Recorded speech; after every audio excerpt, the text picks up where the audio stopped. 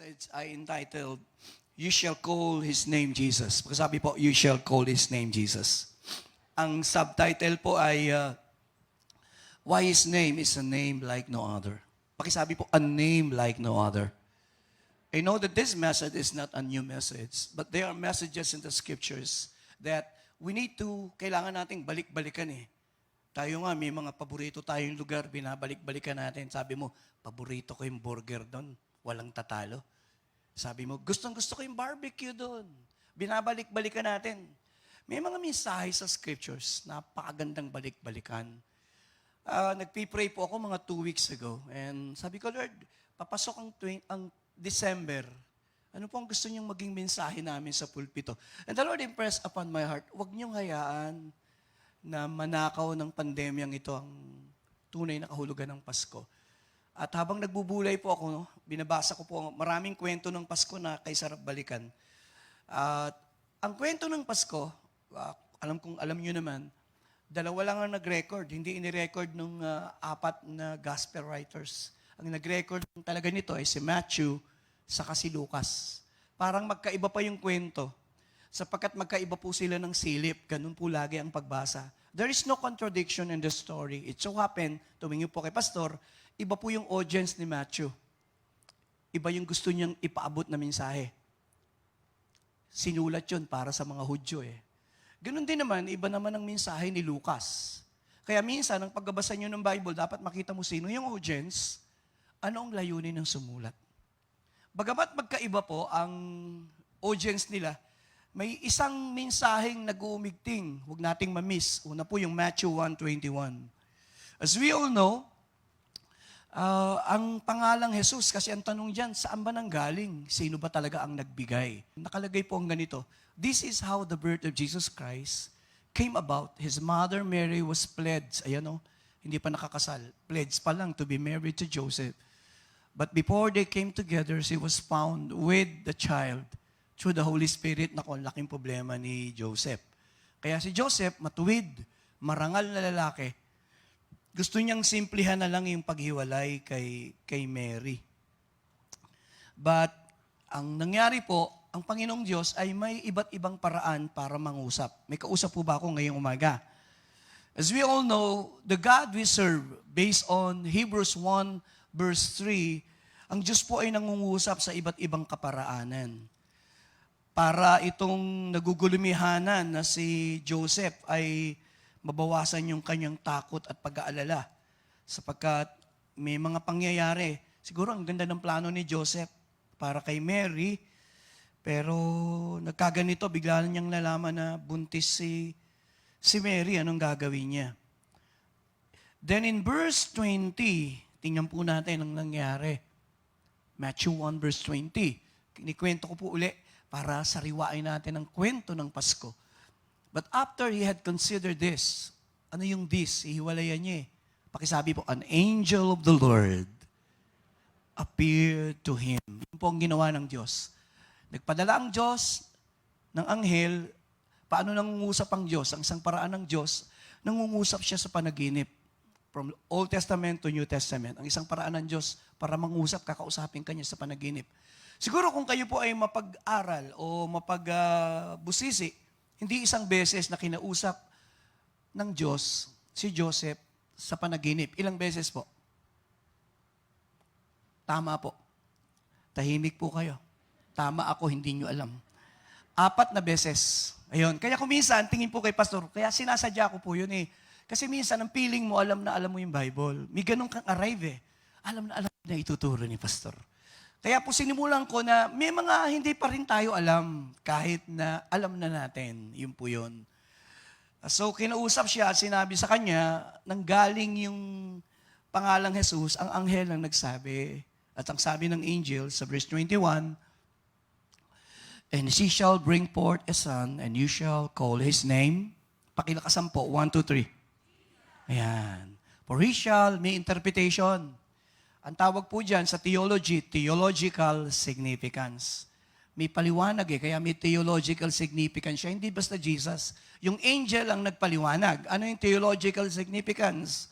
For he shall save his people from their sins.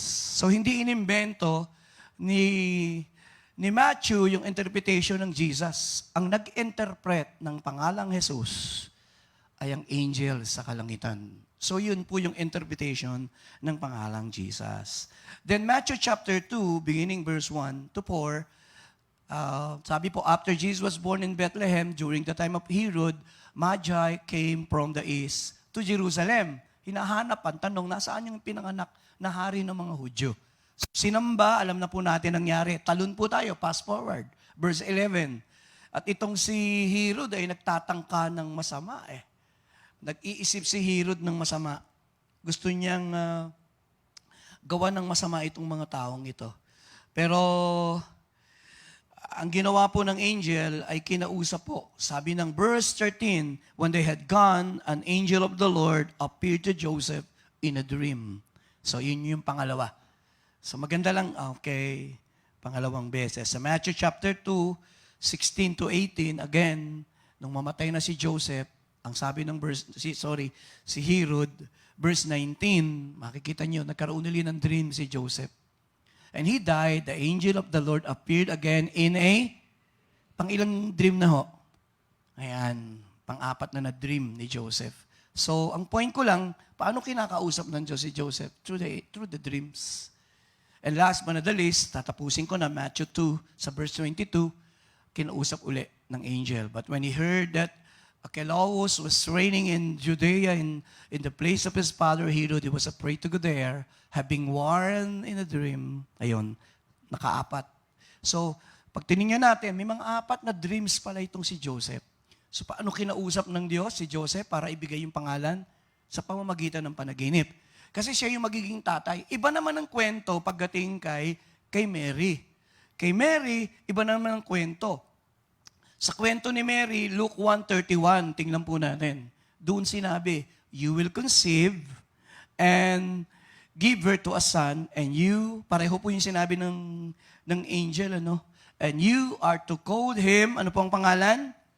So, there is no contradiction. Pareho po yung ibinigay na pangalan. So, tatawagin siyang Jesus. Pero bago po nangyari yon, mababasa po natin sa aklat ng Lucas chapter 2:11 para maganda yung pag-aaral. Ano? Sabi po, today in the town of David, a Savior was born and papangalanan mo siyang Jesus. Sabi po. Pero before that, earlier, bago po nangyari yon, sabi po ng Luke 1:11, bumaba po yung angel. This time, hindi po in a dream. Personal appearance mo ng angel as a temple. Sinong unang kinausap? Si Sakaraya, yung high priest. At ang mensahe ay magkakaanak din siya. Sino nga po ang magiging anak? Anong pangalan ng anak ni Sakaraya? John the Baptist. Ayun. Fast forward, Pastor Joey, kasi wala naman akong mahabang oras. Verse 26, para lang ma-appreciate natin. And 6 months, ayun, yung pagitan ng pag-appear ng angel kay Sakaraya para sabihin yung panganganak nung nanay na si Elizabeth, 6 na buwan pala yung pagitan. Ayun. Nakalagay dito, pakisabi po, God sent. Sino po ang nagtugo sa angel? Ano po ang kaibahan? Dito may pangalan na yung archangel. Ano yung pangalan ng archangel? Gabriel. Kaya sa Bible, mababasa niyo yung archangel Gabriel, siya yung nagbibigay ng mensahe. Pag may message sa Diyos na importante, asahan nyo, ang dadating na angel, Angel Gabriel. Nagpunta sa Nazaret at kinausap si Mary. Alam na po natin yung kwento na magbubuntis siya, lalang ng Banal na Espiritu Santo. At si Mary nagtatanong, sabi niya, paano mangyayari yun? Dalaga ako. Ayun, yun yung ganda ng kwento eh. Tingin po kay Pastor, even Mary, hindi niya alam kung paano siya magbubuntis. Are you there? May kausap po ako? Yun yung kwento. Yun yung ganda ng pagbabasa. Pag binabasa natin yung kwento na hinahayaan nating mangusap ang Holy Spirit sa atin. Tinanong niya, paano ako magbubuntis? Ako'y dalaga. Hindi pa ako nasipingan ng sino mang lalaki. At ang sabi niya, bababasa yung Banal na Espiritu at ang ipagbubuntis mo, binigyan ng iba't ibang pangalan. So yun po yung kwento. So, handa na po tayo mag-aral. You shall call His name Jesus. But the question we try to answer, bibilisan ko para hindi mabagal, why His name is a name like no other? Pag kinakanta natin yung, no other name but the name of... Yung nakakaalam po ay bibigyan ko ng 3 palakpak. Sandali, dapat tinatanong mo, bakit the name of Jesus is a name like no other? Sa yun lang po yung ating pag-uusapan. Tatangkain nating sagutin ngayong umaga, bakit sinasabi natin sa awit na no other name like the name of Jesus? Sige po, next slide po. Nabasa ko na po yung 2 verses. Ito naman, nung binanggit yung pangalang Jesus, alam niyo po yung pangalang Jesus, binabanggit lang po yan sa gospel. Pero pagdating po sa Acts, pagdating na sa epistles, mas iba na po, may theological significance. Bigyan ko po kayo ng sample. Nung isulat ni Pablo yung patungkol kay Jesus sa Pilipos, sabi niya, and therefore, namatay na't nabuhay God highly exalted Him to the highest and gave Him the name that is, pakisigaw po, that is, ayun, may theological significance na eh. Yung binasa natin kanina, binigyan siya ng anghel, ng pangalan. Pero dito may paliwanag na eh. Dahil nagkatawan tao siya, namatay, nilibing at naging masunurin hanggang kamatayan, binigyan siya ng Diyos, Ama, ng pangalang mataas sa lahat ng pangalan. Taas ang ganda eh. Verse 10, pakibasa po natin. Kabisado natin, but we need to read again. 1, 2, 3. That at the name of Jesus. Sandali po, pag binabanggit yung name of Jesus, namnamin natin ng konti. 1, 2, 3. That at the name of Jesus, every knee should bow. Ganda eh. At sa pangalang Jesus, lahat ng tuhod ay luluhod. Wow. In heaven, and on earth, and under the earth. Naku, may interpretasyon pa. Pangalang mataas sa lahat ng pangalan, gaano kataas, Pastor Joey, na lahat ng tuhod ay luluhod sa pangalang ito. Sa langit, sa lupa, maging sa ilalim ng lupa. Bakit? May paliwanag sa verse 11. Sabi ko nga, may theological significance eh. Anong theological significance? And every tongue confess, pakisigaw po ng malakas. Nako, hindi po sigaw yan. 1, 2, 3. That, bakit? To the glory of God the Father, and everyone will say, agree, amen. Give the Lord the mighty hand of praise this morning. Somebody shout, amen. Kabisado natin yung mga talata, pero pag nanamnamin mo, no? Oo nga, no? Walang pangalan na kagaya ng kanyang pangalan na lahat ng tuhod ay luluhod. Pagka ang mga sikat na artista at politiko ay dumadating, tumatayo ang tao, pumapalakpak. Pero pag ang Panginoon, lahat ay lumuluhod at sumasamba sapagkat ito'y pangalang mataas sa lahat ng pangalan. Naku, baka matukso akong mag-interpret, ay nag-introduction lang. Muna po tayo dun sa, minsan yung ganda eh. Sermon idea. Bakit gusto nating aralin? We will re-examine. Re-examine kasi may knowledge na tayo. Review kasi may mga narinig na kayo. We will rediscover. I pray that as you listen to Pastor Joey today, as you listen to the Word of God, ma-review natin, ma-rediscover natin the significance of this name. Ang church na kung nasaan kayo, pinangalan ng Jesus is Lord. Jesus is Lord. Laging sinisigaw ni Brother Eddie, Jesus is Lord! Naku, hindi ko kayang gayahin. Unique yung kanya. Jesus is Lord. The significance and the authority of the name of our Lord. Sa gospel, madalas Jesus lang siya kung tawagin, Son of David. Tingin po kay Pastor. Pero pag binasa nyo na yung epistles, hindi na ganun. Ang tawag na sa kanya iba-iba, Lord Jesus Christ. Jesus is Lord. Laging, hindi binabanggit na lang basta yung pangalang Jesus. Pag hindi Jesus, Lord Jesus. Jesus Christ. Naging mas masyado ng importante sa kanila ang pagbanggit ng pangalang Jesus. Yun po yung ating pag-uusapan. Bakit natin pag-aaralan? Sasagutin ko muna yan. Sabi nila, next slide please, Presently, ang pangalang Jesus, sabi nila, tinignan ko po, presently, the name Jesus can be found in over 6,000 languages all over the world. At may nadadagdag pa. Ang pangalang Jesus ay binibigkas at binabanggit sa iba't ibang lingwahe. Ang kahulugan. And interesting to note that it is strange, there is one single name na hindi po laging blockbuster. Pinakasikat lagi. For the last, pakisabi po, 2,000 years. Sa 2,000 years, walang gumapi, walang nakatalo sa kasikatan at kapangyarihan ng kanyang pangalan. Kaya nung binabasa ko ito, naalala ko yung kinakanta natin, yung portion ng Jesus, yung Kings and Kingdoms. Totoo, ang galing na sumulat eh. Shall all pass away, but yan ang problema nyo eh. Gusto nyong tapusin yung kanta eh. Sige, pagbigyan. May kasabihan. Oh, Jesus, Jesus, Jesus. There's just something about that name. Kayo nga po. You are Master. Jesus. Like a fragrance after the rain. Sabay-sabay nga po. Oh, Jesus, Jesus, Jesus. Let all heaven and earth.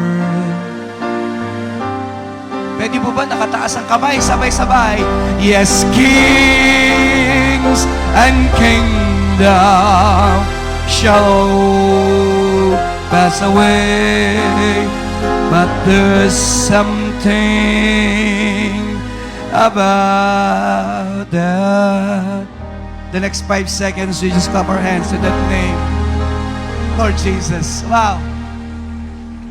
Narinig ko po yan. I was young when I heard the song. And now, I am 54.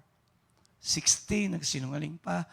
I still fell in love with the song. I love the song.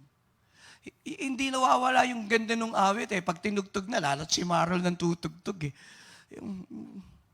Parang, mamimiss mo na hindi mo kantahin. And kings and kingdom shall all pass away.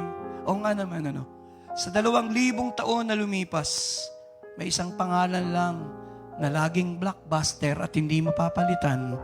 At iyan ay ang pangalan ng Panginoong Hesus. Sana makarinig ako ng malakas na sigaw na amen.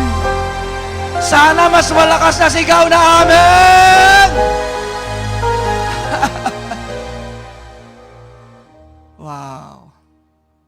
Sisimula pa lang tayo. Simulan na po na, bakit pa natin aaralin to? Ito, paglalagay po ako ng 5 simpleng kaisipan. Bakit aaralin natin ito? Number 1, sapagkat sa pag-aaral po ng kanyang pangalan, sabi ko nga po, His name is worth knowing. Pagkasabi po sa katabi mo, worth knowing. Worth loving. Ang bulayin at malaman ng kanyang pangalan ay why? Because His name is the only name that unlocks the door of heaven. Pag-iisipin mo, walang ibang pangalang nagbubukas ng kalangitan. Pag naisip mo na walang ibang pangalang maaring magligtas sa tao, iisipin mo na, dapat imbestigahan mo ano meron sa pangalang yan. Yung maisip mo na lang na anghel ay bumaba pa sa langit para ibigay yung pangalan. May kausap po ba ako? That is worthy of our investigation. Kaya po, habang binubulay ko po ito ng buong linggo, araw-araw, lagi akong lumuluha, umiiyak ako tuwing may revelation ng Lord. Next slide, 5 bagay, mabilis lang, hindi naman mahirap ito eh. Nag-aaral tayo, we study the names and the title of Jesus. Pagkatapos kong aralin to, our faith is being strengthened. Na-strengthen tayo. Look at me, bibilisan ko po. Pag tinanong ko kayo, sinong person sa Bible who urges us the most encourage us the most to use His name? Jesus. Siya lang po yung personang ini-encourage niya tayong gamitin ang kanyang pangalan at mag-expect ng sagot. Sabi ng Panginoon, in that day, you will ask me anything, whatever you ask in my name, you will do that the Father may be glorified. Bumalik ang mga alagad, Luke 27, manghang-mangha sila. First time nilang naranasan, tuwang-tuwa sila. Sabi nila, Lord, even demons are subject to your name. Luke 10:27. Sabi nila, Panginoon, even maski ang mga demonyo. Luke 27 ba ang sabi ko? Kulang ako sa kape. 17. Luke 10:17. And the 70 disciples returned with joy and said, Lord, even the demons subject to us in your name. Di po ba? First time nilang naranasan at bumabalik, sabi nila, Panginoon, maski ang mga demonyo ay suko sa amin sa inyong pangalan. Hindi pa mag-i-increase ang faith mo doon? May kausap po ba ako? Somebody say amen. Pag naintindihan natin, pag binabasa ko po yung pangalang Jesus, binubulay ko po. Number 2, our relationship is deepened. I always sinasabi ko, in order to grow in relationship with anyone, we need to get to know them better. The better we understand the name Jesus, the more yung ating relasyon sa Panginoon mas lumalalim. Alam niyo po, habang inaaral ko ang pangalang Jesus, na alam ko naman, pwede po kayong tumingin kasi ang common na tanong dyan bakit ang daming pangalan? Isa lang ang pangalan, Jesus. Yung Lamb of God, Wonderful. Lahat ng iyon po ang tawag po doon ay hindi po yun, ang tawag po doon ay titles. Messiah, titles po Actually, there's only one name, Jesus. Pero yung title, bakit marami? Kasi po hindi kayang ipahayag ang kanyang persona ng isang pangalan. Kaya ang Panginoong Diyos sa lumang tipan ang daming pangalan. Jehovah Rapha, Jehovah Jireh, Jehovah Shekeno, Jehovah Raah. Why? Sapagkat sa mga pangalang iyon, madalas andoon ang sagot sa mga problema at pangangailangan nyo. Somebody say amen. When you are sick, He's your Jehovah Rapha. Kapag nagugulong yung buhay at dumadaan ang bagyo, He's your Jehovah Shalom. Ang bawat pangalan ng Diyos ay sagot sa pangangailangan ng tao. So the more you realize and you understand the names ng Diyos and titles, your relationship with Him deepen. Number 3, bakit aaralin natin to? Alam niyo na naman po ito Pero gusto ko lang mabanggit para at least nabanggit ko, siyempre. Our prayer is empowered. Can you imagine ang Panginoon, ini-encourage niya tayo na gamitin ang kanyang pangalan. Tumingin po kayo kay Pastor. Pag ginagamit ko yung pangalan ng Panginoong Jesus sa prayer, parang sinasabi ko, Lord, hindi ako lumalapit sa sarili ko sapagkat sa sarili ko walang worthy for me. I am bankrupt on my own. Dumalapit lang ako sa isang pangalang ino-honor ng langit at pinakamakapangyarihan sa lahat at pakikinggan at ang pangalang yan ay pangalang Jesus. Palapakan natin ang Panginoon. Ano yung nag-i-empower ng ating prayer? When we use His name. When we come to the Father through Jesus Christ. Kaya magandang aralin Pang-apat, our worship is enriched. Pakisabi po, enrich. Alam niyo po, nagturo ako ng worship in heaven The more na inaaral ko yung pagsamba sa langit, the more na na-realize ko na karapat dapat siyang sambahin. Halimbawa, nagpakilalang Panginoon, Revelation 1 verse 8. Sabi kasi nung iba, hindi siya Diyos. Diyos ba siya? Hindi. Pero bakit ginamit niya yung pangalang I am Alpha and? Pwede ho ba ako magtanong? Ilan ho ba ang Alpha at Omega sa Bible? Pangalan ng Diyos yan. May kausap po ba ako? Bakit gagamitin ni Jesus yung pangalang Alpha and Omega? He is not God. Hindi raw Diyos. Nagpakilala nga siya. The Almighty. Is He God? Iyan ang problema Pero the more na naiintindihan mo, kaya kong tumayo sa pulpito, kaya ko siya sambahin ng buong puso. Alam kong Diyos ang aking sinasamba. Pakipalakpakan po natin ang ating Panginoon. Na-empower po yung ating worship. Ilan lang po yan. And then, pag binasa niyo po yung John, yung chapter 5, pag nagpunta kayo sa chapter 5, makikita niyo si Jesus nasa sentro ng pagsamba. Revelation chapter 5, verse 12. In heaven, si Jesus nasa gitna ng pagsamba. In a loud voice, they sang, "Worthy is who is the Lamb?" Sinasamba siya sa gitna ng kalangitan. Who was slain to receive power, wealth, and wisdom, and strength, and honor, and praise, and glory, and praise. Bakit mo inaaral? Kita mo yung Lamb of God, yung pangalan niyang Lamb of God. Then makikita mo, okay, he's being worshipped and ini-empower ninyo yung worship mo eh. May kausap pa po ba si Pastor? Tuloy niyo sa verse 13. Sabi ng verse 13, "Then I heard every creature in heaven and on earth and under the earth, on the sea and all that is in them, singing to Him who sits on and to you see, magkakakawing po yung praise, honor, and glory, and power forever and ever." The next 5 seconds, we just clap our hands. Mahina po yan. Worthy is the Lamb, our Lord. Worthy is the Lamb. Oh, seated on the throne. Oh, you crown you now with. You reign, you reign. This is your moment to worship. Wanna hear you? You are high. Nako, ito ang problema ko.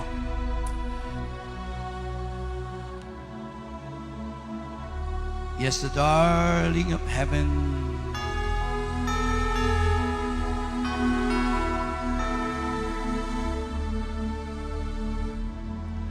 Where is the... Babaan niyo po yung kamay niyo. Kasi pag hindi mo naiintindihan kung sino yung sinasamba mo, how can you worship? How can you give your pure love and worship kung hindi ka kumbinsidong siya ngay Diyos? But the more na inaaral mo ang kanyang pangalan, alam mo siya Diyos, our walk is empowered. Na-empowered po yung mga disciples eh. Kasi ang malaking tanong, by what power? James 4:7. Kasi nagpapagaling na sila eh. Lumpo, lumalakad eh. James 4:7, mali na naman ako. Acts 4:7, ang sasabihin ko, kulang talaga ako ng kape alma. Mamaya ako magkakalpe pagkatapos ko mag-preach. By what power or what name did you do this? By what power? They learn to walk in power. Tingin po kay Pastor, bago tayo magsimula. You can only walk in power kung naiintindihan niyo yung kapangyarihan ng pangalang Jesus. Simulan na po natin ang pag-aaral. Tatlo lang po ito. Hindi po ito bago. The significance of the name Jesus. Bakit napaka-importante, significant? 5 bagay nakalagay dyan.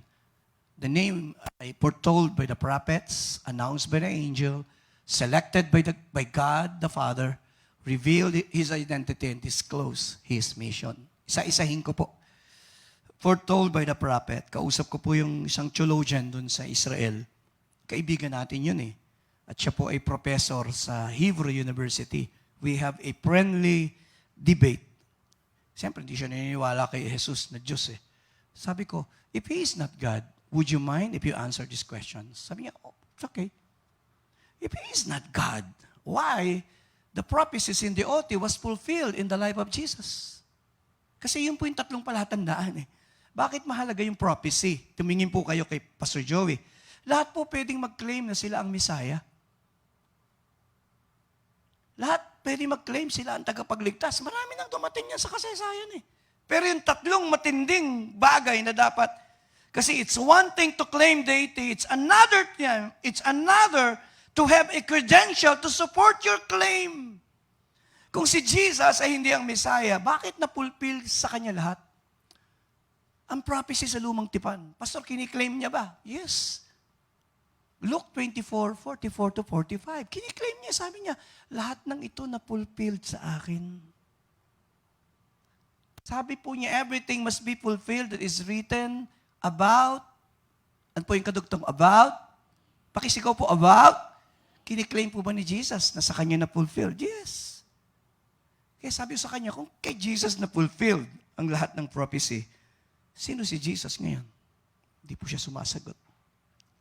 Pangalawa, sabi ko, yung mga miracles na pinirform ni Jesus,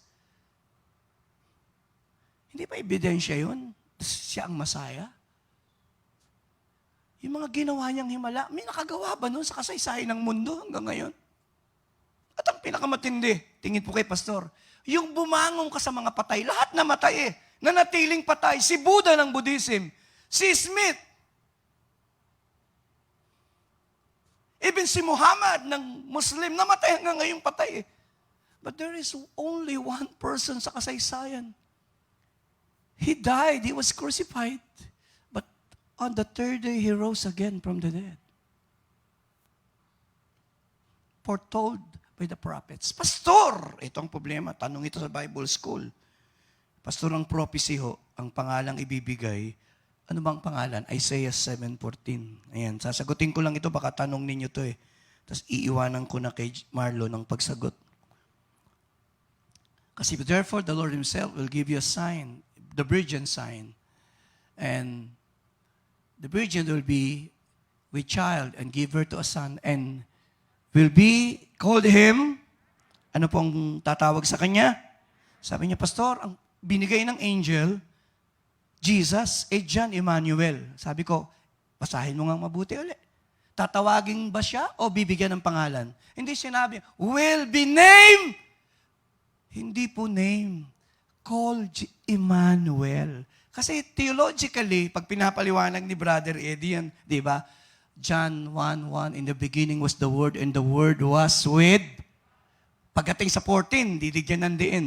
And the Word became flesh. Yun po yung incarnation. Ang ibig sabihin ng Emmanuel ay Diyos na nagkatawang tao. Kaya walang tumatawag sa Kanya nung siya nagkatawang lupa. May tumawag sa Kanyang wonderful. Wala. May tumawag ba sa Kanyang Prince of Peace? Wala. Nakatago po yun Yun yung misteryong nakatago sa persona ni Jesus. You need to know who He is. It is a revelation in the name Jesus who He is. Kaya titles yun He was from Galilee and nobody called Him Son of God. Walang ganun Ang tawag sa Kanya, Jesus, Son of David. That's it. But Emmanuel, that is the description. Sapagkat siya'y Diyos na nagkatawang tao. Siya nga ang Diyos na nagkatawang tao. At siya ay Diyos. Pakipalapakan po natin ang Panginoon for that reality. So, ibig sabihin ng Emmanuel, sa theology, Jesus is God, that He dwelt among us in His incarnation. Yung Diyos na hindi nakikita.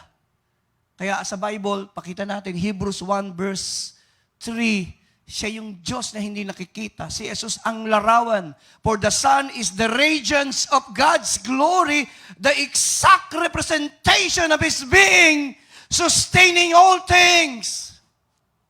Colossians 1:15, sino si Jesus? Pastor Joey, sabi ko po sa inyo, ang mga interpretasyon Sino si Jesus? Sabay basa. 1, 2, 3. He is the... Malakas po. 1, 2, 3. He is the image of the invincible God. Is Jesus God? Siyang larawan ng Diyos na hindi nakikita.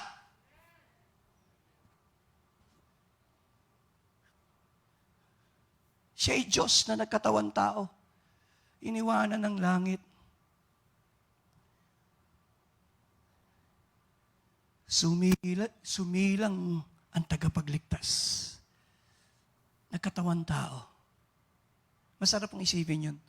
Kung minsan, hindi lang natin binubulay Binigyan siya ng pangalan, parang ordinaryong pangalan. Now, sino nagbigay? Announced by the angel. Sino nag-announce? Alam na natin kanina, it was announced by the angel. Pastor Joey, it was selected by the Father. Bakit pinili ng Ama? Because the name Jesus reveals the heart of the Father. Yung pangalang Jesus, larawan ng puso ng Ama. John 3:16. For God so loved the world that He gave His only begotten Son. Why Jesus, Pastor? It reveals the desire of the Father. 2 Peter 3:9.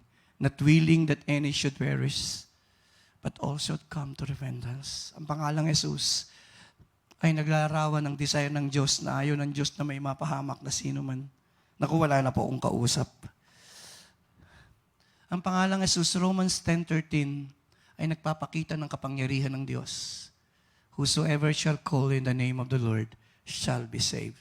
Natutuwa po ba kayo na nalaman nyo ang pangalang Jesus? Pakipalapakan niya po natin ang Panginoon.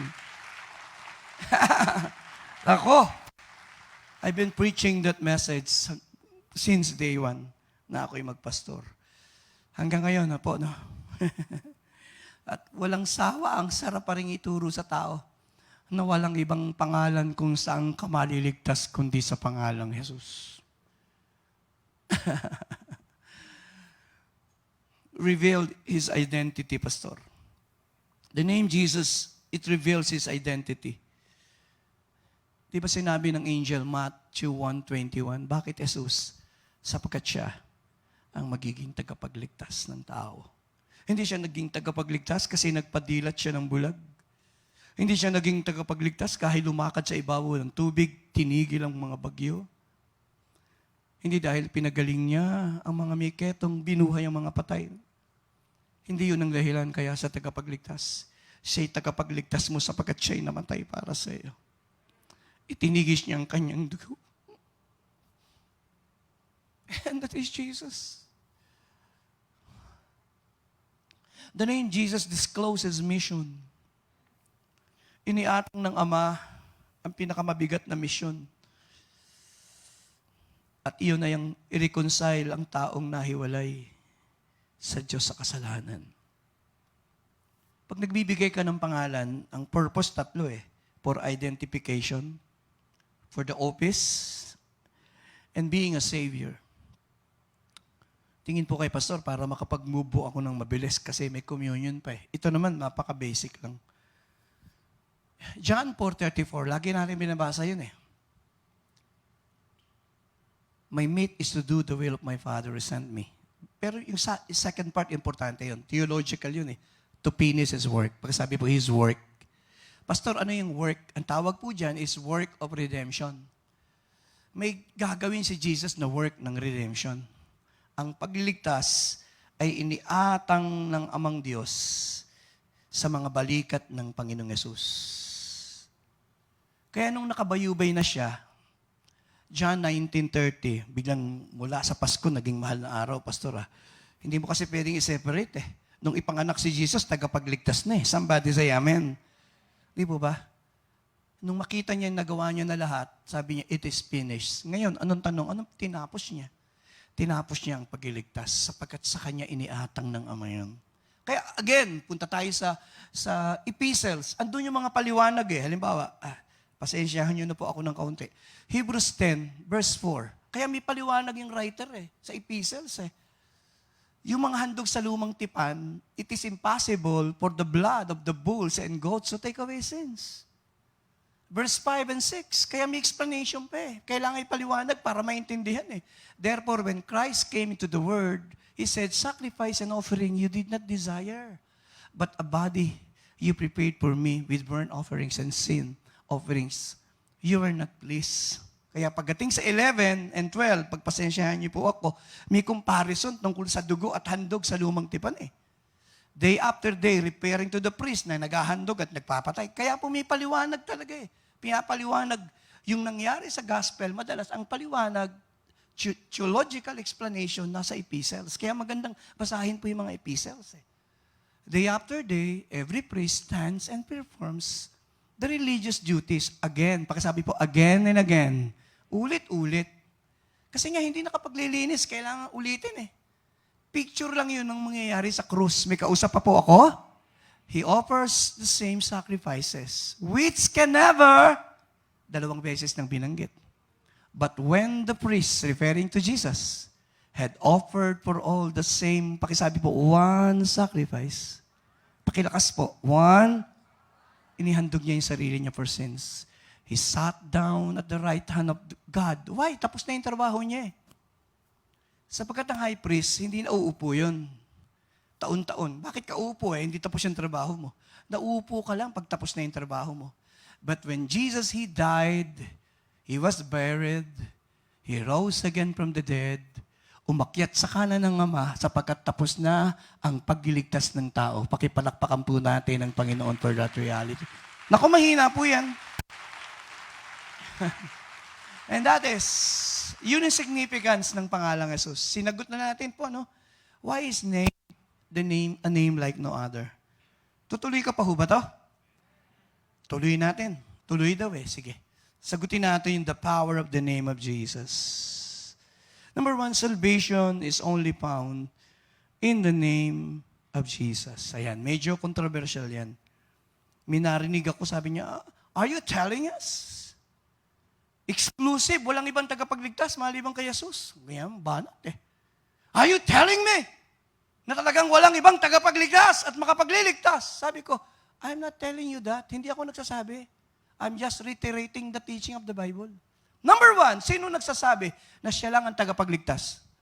Si Jesus. I am the way, the truth, and siya mismong nagsabi, there is only one exclusive Savior, and His name is Jesus. Ang mga disciple, ipinipreach, neither there is salvation in any other, for there is none other name under heaven given among men whereby he must be saved. Jesus is the exclusive way to the Father. Jesus is the exclusive Savior. And He is the exclusive mediator. 2 Timothy 2 verse 5, there is only one mediator between God and man, the man Christ Jesus. Exclusive po eh. Tingin po kay pastor. Ngayon, sabi nila, exclusive, are you telling us na si Jesus lang ang tagapagligtas? Sabi ko, yes! Ngayon, kung sasabihin niyong may ibang tagapagligtas, pwede ko bang itanong ito? Ito po ang tanong ko. Bakit? Kasi ang tanong dito, bakit Jesus lang ang tagapagligtas? Sa nagtatanong, sabi ko, simple lang, because only Jesus qualifies. Jesus alone qualifies. Walang ibang nag-qualify. Kasi may kwalifikasyon para maging Savior ka eh. Pag sinabi mong si Buddha ay tagapagligtas, susukatin natin dito. Pag sinabi mong si Muhammad ay tagapagligtas, di sukatin natin. Handa na po ba kayo? Somebody say amen. Sukatin natin sa unang bagay. Number one, Christ alone was conceived by the Holy Spirit and born by a virgin. Si Buddha ba pinanganak ng virgin? Si Buddha ba pinagbuntis ng power ng Holy Spirit? Hindi. Di tapos ka na. Name one person na sasabihin mo sa akin, pwedeng Savior. Susukatin ko sa tanong na, pinanganak ng isang birhen? Pangalawa, bakit si Jesus lang ang nag-qualify? Siya lang ang hindi nagkasala. Ipinanganak sa mundong ito, hindi nabahira ng kasalanan. For all have sinned. Malibang kay Jesus, kaya nga siya, kailangan ipanganak ng isang birhen. Pangatlo, siya ba'y Diyos na nagkatawang tao? Yung sinasabi mong Savior? Siya ba sa simula pa'y Diyos? In the beginning was the Word, and the Word was with God. And the Word became flesh. Siya ba'y Diyos na nagkatawang tao? Yun yung kwalifikasyon ni Jesus, kaya siya Savior eh. Pastor, bakit? Lagi naman tinuturo ni Brother Eddie, kailangan siya Diyos kasi i-represent niya ang Diyos. Are you there? Bakit kailangan niyang maging tao?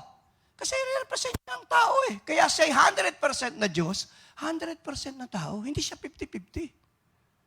100% God and 100% na tao. May kilala po ba kayong ganon? Pastor, nagagalit po ba kayo? Hindi. Excited lang po ako pag idinidepensa ko yung ating faith. Are you there? Sukatin natin. Pang-apat na sukatan. Naku, itutuloy ko pa ho ba to? Yung iba yung naghihikab na eh. Ito, pang-apat na sukatan. Lahat ng tao'y namatay. Pero may nag-claim ba na sila'y mamamatay para maging tagapagligtas? Si Jesus, eksaktong kinlaim niya. Di ba sabi niya, itong dugong matitigis na ito para sa kapatawaran ng kasalanan. Ang tawag po doon, penal o substitutionary death. Christ alone died a penal substitutionary death. Kaya nga unique eh. Siya lang ang namatay, pinanganak hindi para mabuhay. Isipin mo, ipapanganak pa lang, binigyan na ng pangalan, mamamatay na agad. May kausap po ba ako? Napaka-unique. At higit sa lahat, ito ang pinaka-importante. Naipasa mo yung 4 na mahirap ipasa. Yung bang sinasabi mong tagapagligtas na pwedeng magligtas, namatay at muling nabuhay? May isa lang, pinanganak, nangaral, gumawa ng mga himala. Namatay hindi dahil nakasala, namatay para sa makasalanan. Inilibing at muling buhay. At siya'y buhay na Diyos at babalik isang araw upang dalhin tayo sa kanyang kahirapan. Wow! Namamangha po ba kayo sa ating tagapagligtas? For He is more wonderful, Marlon! For He is more wonderful that my mind can conceive. He is more wonderful than my heart. Pakituloy niyo po.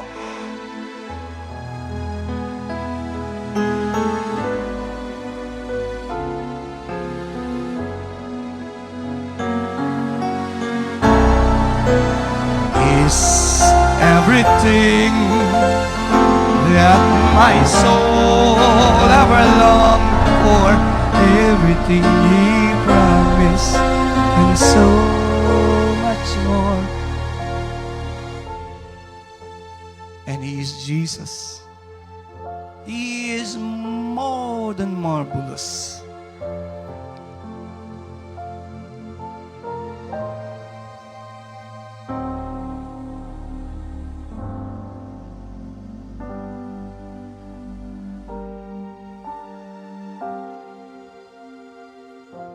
Ang sarap lang akong awitin kasi alam mong siya ang tagapagligtas eh.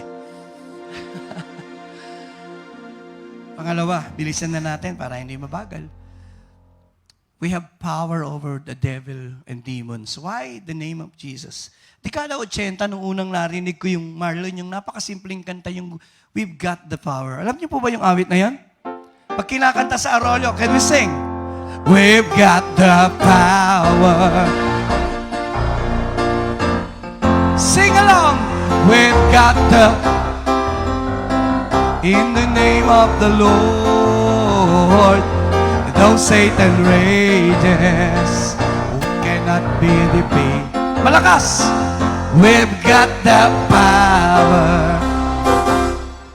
Alam niyo, habang sinusulat ko to, naalala ko, putulo yung luha ko po, Naalala ko nung, napakasimple lang naman kasi nung awit. Pero andun yung bigat ng meaning eh. We've got the power. In the name of Jesus. We've got the power. In the name of the Lord. Pakitaas mo ang kamay. Look, Father God, I pray, allow your people to realize na inilagay mo sa kanilang kamay ang makapangyarihang pangalan. You've got the power in the name of the Lord. Baba po natin, sabi ng mga alagad, the devils were powerless because of His name. Panginoon, magyang mga demonyo isuko. Di po ba?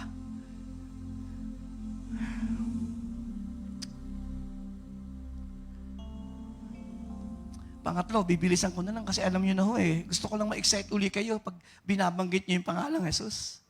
There's healing in the name of Jesus. Nung una ko pong narinig yung awit na Rise and Be Healed, kakantahin natin. Alam niyo hubang ako'y nahulog sa upuan ko. Nung una narinig ko yun sa isa sa mga crusade. Kinanta yung song na Rise and Be Healed. Maestro, we lift our hands. Rise and be healed in the name of Jesus. Hallelujah, let faith arise and, oh, rise and be healed in the name of Jesus. He will touch you. taga Green Hills, gusto laging umawit. Sige, tuloy, pagbigyan. If by faith you will reach out to Jesus, He will meet your every need. He will respond to the cry of, kung may sakit po kayo at karamdaman, I speak healing. Be healed in the name of Jesus. Rise and be healed in the name. Oh, let faith.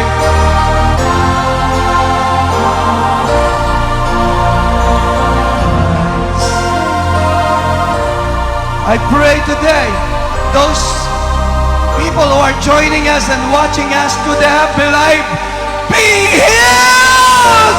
Be healed! In the name of Jesus. Babaan niyo po yung, minsan kailangan buhayin mo sa puso mo yung alam mo eh.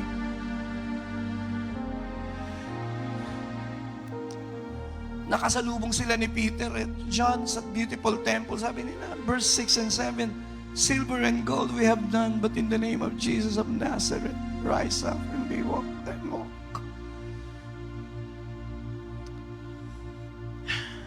Pastor Joey, why you believe it? Lagi ko sinasabi, the God of the Bible is a miracle healing God. Hindi po ako nagsasabing ang Diyos nagpapagaling. Mali po yun. Exodus 15:26, ang Diyos po ang nagsabi ng pangalan niya, I am Jehovah Rapha. Kung may nagpakilala na, siya ay nagpapagaling, siya mismo. Ang tanong na lang yun, nagpapagaling pa ba siya hanggang ngayon? Is He unchanging God? I wanna hear an amen. Pag tinanong ako, why you believe in miracles? Why you believe God can heal? Ang sagot ko, because He used to heal the sick. And He is a changing God. If I am wrong in believing that, then I am wrong. The God of the Bible is a miracle-working God.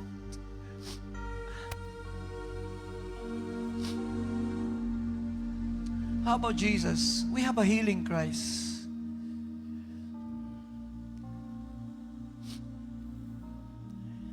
You can read the gospel. Wala siyang tinanggihan na may sakit. Why you believe in miracle? Nabasa ko po sa Bible. Lagi kong tinatandaan na. At sinasabi ko, the same Holy Spirit, I believe is still in the church today. Hindi tayo iniwanan ng Holy Spirit. Are you here? Are you here this morning? Ang sabi po ng babasahin ko po, magtatapos na po ako, just 5 more minutes. 1 Corinthians chapter 12, verse 10, sabi po ng talatang yun, to another miracle power. Ang tawag po dyan, gifts. To another prophecy. To another distinguishing between spirits. To another speaking in different tongues. To another interpretation of the tongues. Galing sa Holy Spirit. Verse 11, and these are the works of the one with the same Spirit. Pag tinanong ako, bakit ako naniniwala sa miracle? Ang sagot ko lang, I believe the same Spirit is still in the church today.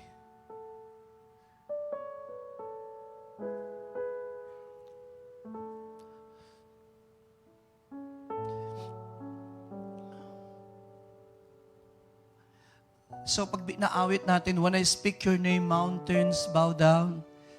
Kaninang umaga, inaawit namin, mag-asawa po uli yun eh. And, kasi yung Jesus, nasulat po yun 1963. Kaedad ko halos. And then sabi ko, Lord, someday, somehow, give me a song that exalts your name. And then the Lord gave me the song, when I speak your name, mountains bow down. When I speak your name, when I speak your name,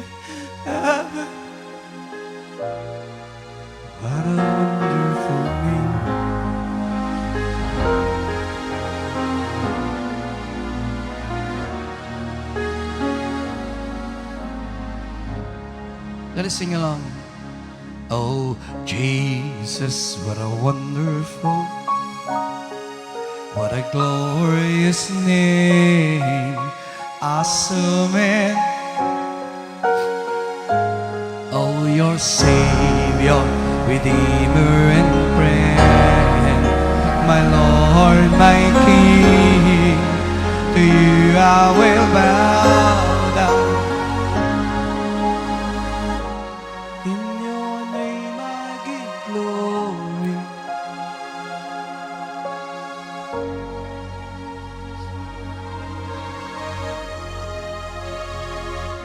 This is our faith. There is healing in. This is our faith. There is power in your name. No other name. We believe this. We sing about this.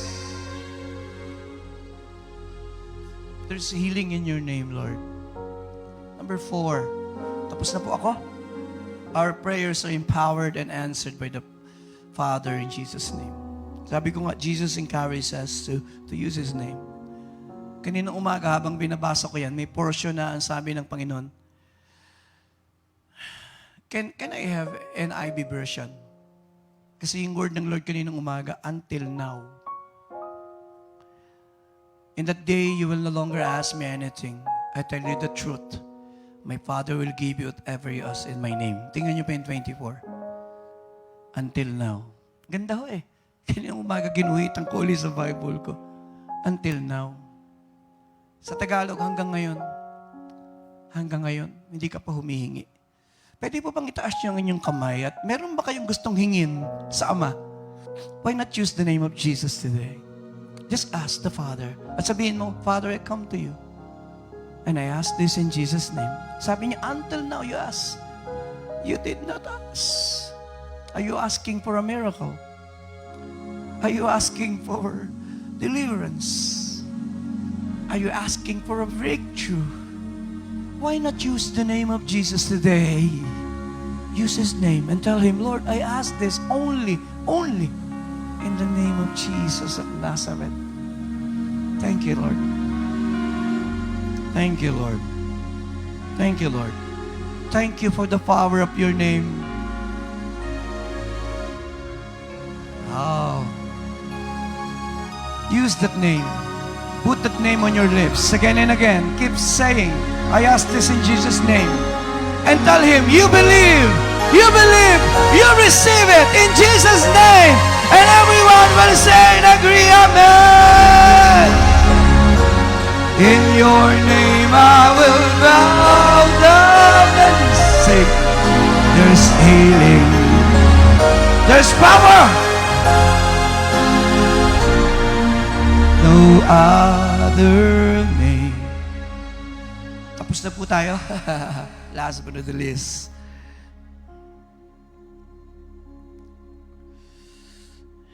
Signs and wonders were done through the name Jesus. Gusto ko po yung prayer ng mga disciples sa Acts 4:29-30. Talagang nag-pray ang church eh. Sabi niya, by stretching out your hand to heal, that the name and wonders may be done through the name of your holy servant Jesus. I pray that ang isang susi po sa supernatural, siguro sa ibang linggo pag-aralan natin yung 3 realms ng supernatural: faith, anointing, and glory. Sige, pag-aaralan natin yan. It all starts with faith. You must have faith. Faith. Doon nagsisimula yung unang realm ng glory and supernatural eh. Nagkakaroon ng supernatural mubang Diyos because you have faith. And I pray. Major team po yan ng Book of Acts eh. Signs and wonders and miracles. Itong mga ordinaryong disciples ni Jesus, they started to perform miracles. Pakitaas po mga kamay. Father God, starting today, hayaan nyo sa pangalang Jesus, we experience signs, wonders, and miracle. We receive it and everyone will say and agree, Amen and Amen. Pakipalakpakan po natin ang Panginoon. Sa pagtatapos, pupunta na po tayo sa communion. 3 bagay. The right Pastor Joey, the proper use of the name Jesus. Our ability to name use the name Jesus depends on our relationship to Him.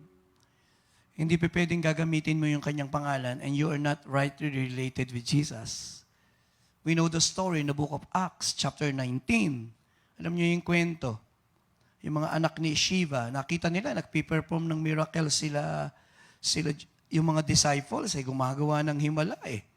Naisip-isipan nilang gamitin yung pangalang Jesus. Natatandaan po natin yung kwento. At ang sabi nila, sa pangalan ni Jesus na pinangangaral ni Pablo, sabi nila, lumayas ka. Ang sabi ng demonyo, si Pablo, kilala ko. Kayo, sino kayo para gamitin, palayasin kami? Tumingin po kayo kay pastor. Lahat ba pwedeng gumamit ng pangalan ni Jesus? Ang sagot hindi. John 14:12. Kausap ni Jesus yung mga alagad. Sabi niya, I tell you the truth, anyone who has, pakiguhitan niyo yung faith in me. Yun yung unang susi. Pangalawa, Mark 16:17. Kanino ibinigay yung pangalang Jesus? Wala po ako mahabang oras. These signs will accompany those who? So yung pwedeng gumamit ng pangalang Jesus, given po rightly related with God. Acts 19, pakita uli natin, 14 and 15, di ba? Pinangahasang gamitin hindi naman sila authorized The son of Shiva, a Jewish priest, were doing this. May mga, sabi niya, in the name of Jesus of Nazareth, na pinangangaral ni Pablo, lumayas ka! Simulan mo sa 13, para kompleto yung kwento ko. Ayan po in the name of Jesus whom Paul preaches, I command you, come out! Kasi powerful si Paul, pag ginagamit yung pangalang Jesus di sumagot yung demonyo. Sabi ng demonyo, 14, si Pablo, kilala ko. Letter B, 14 and 15. Sabi niya, Jesus, I know. Si Jesus, kilala ko. Tingin po kay pastor, alam po ng mga demonyo ang kapangyarihan ng pangalang Jesus. Amen? Alam din niya yung mga pangalang nakalista sa aklat ng buhay sa langit. Sabi niya, si Pablo, kilala ko. Kayo, sino kayo? Hindi naman nakasulat sa aklat ng buhay sa langit ang inyong pangalan Gamitin yung pangalang Jesus. Hindi naman kayo mananampalataya ni Jesus. Para praise po yun. Gagamitin nyo, that's it. Kaya po yung paggamit ng pangalang Jesus, powerful lang po yun. If we are rightly related with the name, with the person Jesus Christ. If you are authorized, we are empowered to use that name. Number 2, always remember what His name represents. Siyempre, hindi mo pwedeng gamitin ang pangalan ng Panginoon sa mga bagay na mali. Hindi mo pwede ikabit. Number 3, faith in His name. Pinagdidiinan ni Pablo, ni Peter. And that is Acts chapter 3, verse 12. Sabi nila, sa anong pangalan nyo ginawa yung miracle? Paano nyo nagawa yan? Talagang pinagdidiinan nila By what name? By what name? Men of Israel, why does this surprise you? Why do you stare at us? If by our own power or godliness we have made this man walk. Verse 13, diretso. Sabi niya, the God of Abraham, Isaac, and Jacob, the God of our fathers, glorified His servant Jesus. You handed Him down over to be killed. Nag-preach na talaga Verse 14, maganda lang basahin natin. You disowned the Holy One and the Righteous One and asked that a martyr be released to you. Verse 15, you killed the author of life, but God raised Him from the dead. We are witnesses of this. Verse 16, by faith in the name of Jesus. It takes faith. Yun yung unang realm ng supernatural You experience the supernatural because that faith ay operating in your heart. Kaya yung faith, importante pong, nung nagsimula po ako sa Arroyo, yan ang unang-unang mga teachings ni Brother Eddie. It's about faith. Why? Sa realm ng supernatural, importante o realm, importante yung faith natin, dalisay na dalisay, totoong totoo. Number 4, basic lang po ito, pero minsan kailangan mong balikan. Claim and use the authority of His name. Pakitaas mong kamay. Today, Lord, we take the authority. We are authorized. We claim the power of Jesus. Somebody say Amen. Gustong-gusto ko po si Elisha. Di ba nahulog yung balabal ni Elijah, Marlon? Alam niyo ang unang ginawa ni Elisha? He take the authority. Dinampot po niya yung balabal. You take the authority. Binalumbo niya. And he used the authority. Where is the God of Elijah? Inihampas niya eh. Nahati eh. Ganon din po tayo eh. You take the authority today and use that name and see what will happen. That name is so powerful. Pakipalapakan natin ang pangalan ng Jesus. Naku, mahina yan. Last, at pag nangyari na yung breakthrough at mga miracles, don't forget to give honor to His name.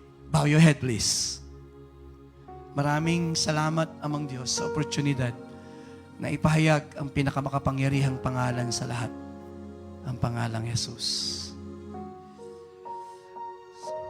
Salamat po sa kapangyarihan ng pangalan. Sa umagang ito, kung may mga babae at lalaking kasama sa pagsambang ito na hindi mo pa tinanggap si Jesucristo bilang Panginoon at tagapagligtas, A, admit that you're a sinner. Believe that Jesus died for you and He rose again from the dead. C, confess now that He is your Lord and Savior. Sumunod ka sa panalangin at sabihin mo, Panginoong Yesus, patawarin niyo po ako sa lahat ng aking kasalanan. Ako'y nananampalataya na Ikaw ang anak ng Diyos, na Ikaw ay namatay dahil sa aking kasalanan, nilibing at ngayon ay buhay na Diyos. Tinatanggap kita bilang aking Panginoon at tagapagligtas. Salamat po sa kapatawaran. Salamat po sa buhay na walang hanggan. Tumayo po tayo sa ating kinaupuan. Nasa tabi niyo po ba ang inyong mga communion elements? Pakibuksan po ninyo yung tinapay. Salamat po. Narito po yung tinapay. Nung gabing yun, itinaas niya yung tinapay at sabi niya, ito ang aking katawan na mabubugbog dahil sa inyo. Pinagpira-piraso niya yan.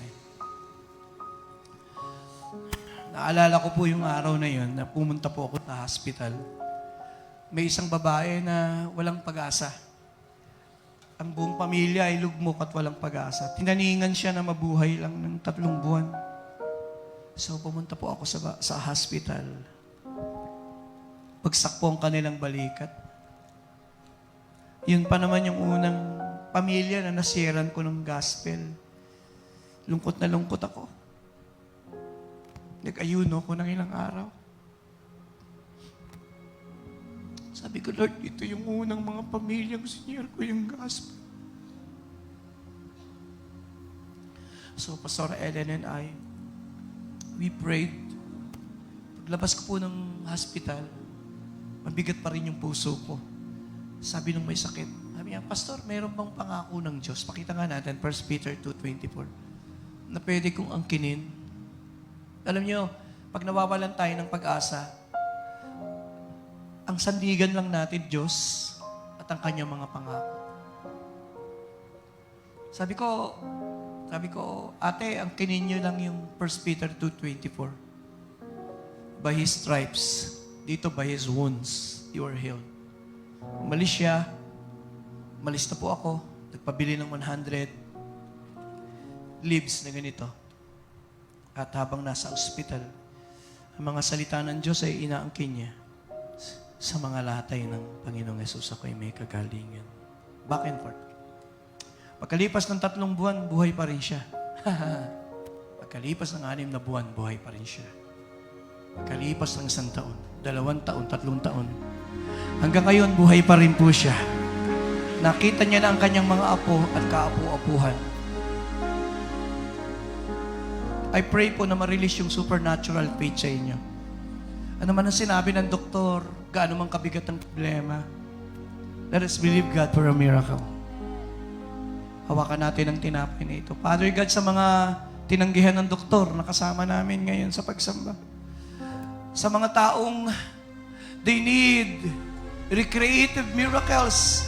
May damage ang bato, may damage ang kidney, may damage ang puso. We pray for recreative miracles. Even ang kanilang brain that been affected by tumor. Ano man ang karamdaman at sinasabi, imposible. We pray for recreative miracles para sa kanyang damaged nerve sa mga mata, para sa kanyang puso. I speak healing today in the name of Jesus. By the stripe of Jesus, I speak healing today. Yes, Lord. Sa kanyang bato na napakataas ang creatinine, Lord, we pray for recreative miracles. We pray that the heart will function normally sa kanyang sugar, sa kanyang tuhod, sa kanyang buong katawan. I pray that you release healing today in Jesus' name. I pray for recreative miracles today. Sa mga negosyong dying today, we pray, Lord, for miracles. Sa mga pamilyang winawasak ng kaaway at pilit na winawasak ng kaaway, we pray, Lord, for healing and reconciliation. Salamat po. Thank you, Lord. After hearing that there is power in the name of Jesus, we believe for this. Kanin po natin yung tinapay.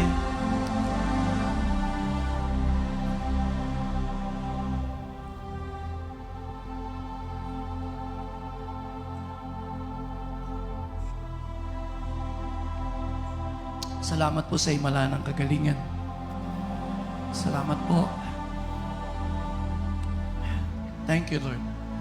Allow your people to experience supernatural, Lord, starting today. Pakikuha po yung juice. Alam naman natin, the blood of Jesus, it has cleansing power. Linisin niyo po kami sa lahat ng karamihan.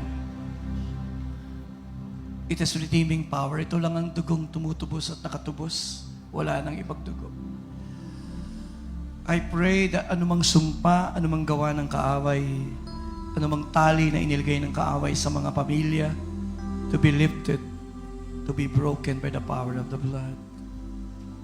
And we confess there is power not only in the name, but also in the blood of Jesus. Sealed us now by the blood of the cross.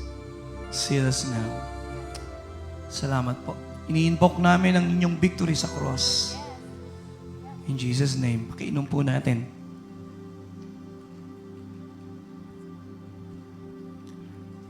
Salamat po. Pakipalakpakan natin po ang Panginoon ngayong umaga.